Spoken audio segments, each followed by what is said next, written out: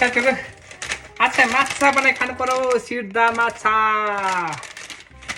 त्यो माछा बनाउने त्यो सिधा माछा कसरी बनाउने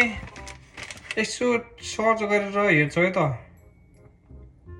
कुन तरिकाले बनाएर खाँदा मिठो होला यो माछा सिधा माछा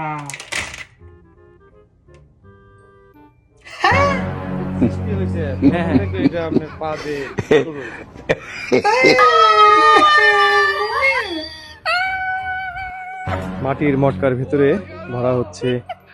পুঁটি মাছের সুন্দরভাবে ওনারা এই মটকার ভিতরে চাপা শুটকিটা ধরে থাকেন একদম দেখতে পাচ্ছেন এইভাবে কতদিন লাগবে দাদা এখান থেকে এই চাপা শুটকি হতে 4 মাস পরে চাপা হবে 4 বছর পর্যন্ত 1 বছর खानु मन मात्रै बोबो मैले सिधा सिधा माछा खान्दा भाइ तिम्रो मात्रै खाऊ